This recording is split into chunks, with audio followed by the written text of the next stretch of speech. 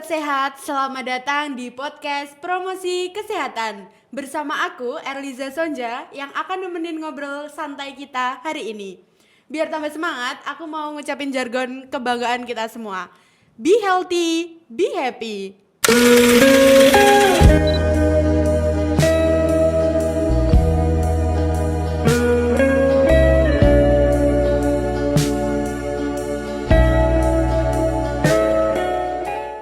Nah, aku mau cerita nih teman-teman. Kalian pernah nggak sih ngerasa udah capek banget tapi tetap nggak bisa tidur?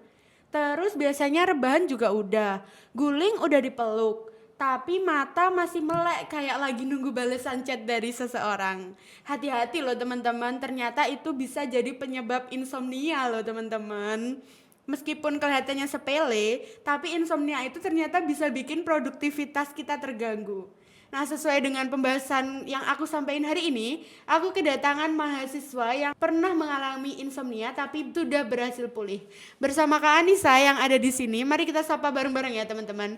Halo Kak Anissa, apa kabar Kak? Halo Kak Sonja, halo juga teman-teman semua. Kabar aku baik nih. Seneng banget bisa berbagi cerita di podcast hari ini. Alhamdulillah Kak, aku juga ngerasa senang banget Kak karena udah bisa ngobrol bareng Kak Anissa dan berbagi pengalaman bersama Kak Anissa di sini.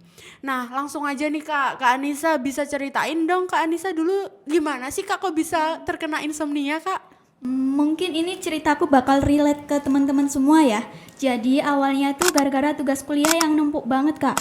Aku tuh sering ngerjain sampai jam 2 atau 3 pagi gitu. Nah lama-lama malah jadi kebiasaan nih. Walau udah selesai nugas, badan tuh rasanya udah capek. Tapi otak gak bisa diem. Ada aja yang kayaknya belum aku kerjain, akhirnya aku susah tidur Kak. Itu relate banget Kak sama mahasiswa yang sering nunda-nunda tugas karena kita itu kadang nunda tugas yang harusnya bisa dikerjain siang hari tapi malah kita tunda buat alasan kita begadang. Tapi kok bisa Kak Anissa sadar? Itu apa Kak yang bikin Kak Anissa sadar? Nah, suatu hari aku begadang lagi kan Kak. Enak-enak scroll TikTok, nemu konten dari Dokter Tirta. Ini nggak tahu kebetulan apa gimana ya. Beliau bilang gini. Jadi begadang itu boleh tapi ada jatahnya.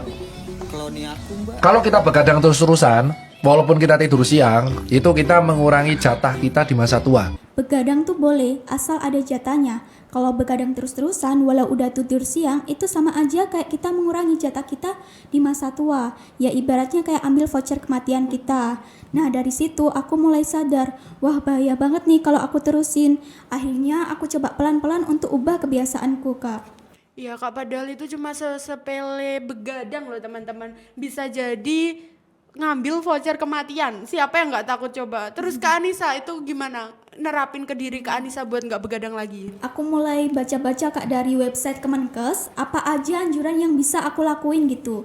Nah menurut Kemenkes, biar tidur kita lebih berkualitas dan nyenyak, kita bisa melakukan beberapa hal Kak. Yang pertama itu olahraga ringan di sore hari, kayak jalan santai atau jogging di sekitar kompleks gitu Kak. Terus yang kedua, hindari kafein setelah jam 3 sore. Biasanya anak Gen Z gitu ngopi sambil ngerjain tugas gitu kan Kak. Terus yang ketiga, latihan relaksasi dalam atau pernapasan dalam sebelum tidur Kak. Itu bisa lihat dari YouTube atau TikTok Iya, gitu Kak, Kak. Dan kebiasaan itu semua aku juga terapin setiap hari Kak. Iya Kak, jadi tips-tips yang Kak Anissa kasih ini sangat bisa untuk diterapkan ya Kak. Jadi buat kalian yang masih ngeluh begadang dan nggak tahu cara ngatasinnya, setelah dengerin ini kalian harus coba tips-tips dari Kak Anissa ini. Dan efeknya itu pasti bakalan kerasa banget ya Kak Anissa. Betul banget, efeknya itu langsung kerasa setelah 2 minggu aja. Aku mulai bisa tidur lebih cepet, lebih fokus saat kuliah, nggak gampang bad mood, dan tubuh tuh rasanya kayak lebih enteng gitu Kak. Iya Kak, tapi berarti kesimpulannya itu tipsnya atau kuncinya itu cuma 2 ya Kak. Yang pertama itu konsisten dan yang kedua itu disiplin ya Kak ya. Betul banget. Dan untuk teman-teman semua, insomnia itu nggak bisa langsung sembuh sehari atau 2 hari. Kita harus sabar dan pelan-pelan ubah kebiasaan. Iya Kak, aku juga setuju banget buat yang Kak Anissa sampein ini tadi dan semoga bisa jadi motivasi buat kita semua yang lagi dengerin maupun aku yang lagi ngobrol sama Kak Anissa di sini.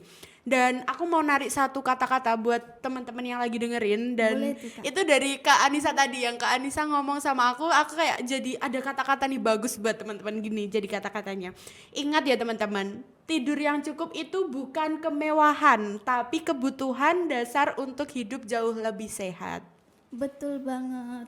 Iya kak, mungkin kan kayak hal kecil bagi tidur itu kelihatannya sepele ya kak ya, tapi ternyata berdampak banget buat tubuh kita ya. Nggak kerasa kak ngobrol kita hari ini, soalnya kita keasyikan dan ini kita ngobrolnya kayak bener-bener fakta banget. Relate banget Iya gitu ya. betul kak, terima kasih ya kak Anissa udah berbagi pengalaman sama kita di sini. Semoga tips-tips kak Anissa ini bisa langsung diterapin sama penonton podcast kita kak. Sama-sama untuk teman-teman semua, semoga ceritaku hari ini bisa bermanfaat buat teman-teman yang sedang dalam masa memperbaiki jam tidurnya. Iya kak, ini terakhir dari aku sebelum kita pamit ada satu pantun buat nutup episode hari ini. Jadi pantunnya gini, buat teman-teman yang lagi dengerin ataupun Kak Anissa bisa bantu bilang cakep ya. Boleh itu kak. Jadi pantunnya gini kak, sehat jiwa tenang nurani, Cakep, istirahat cukup bukti peduli, cakep. sayangi hati sepenuh hati, hidup bahagia dan berenergi. Wah. Jadi terima kasih buat teman-teman sudah mendengarkan sampai akhir. Saya Erliza Sonja pamit undur diri dan sampai jumpa di podcast Promkes kita selanjutnya. Tetap jaga kesehatan, sayangi tubuhmu dan ingat, be healthy, be happy.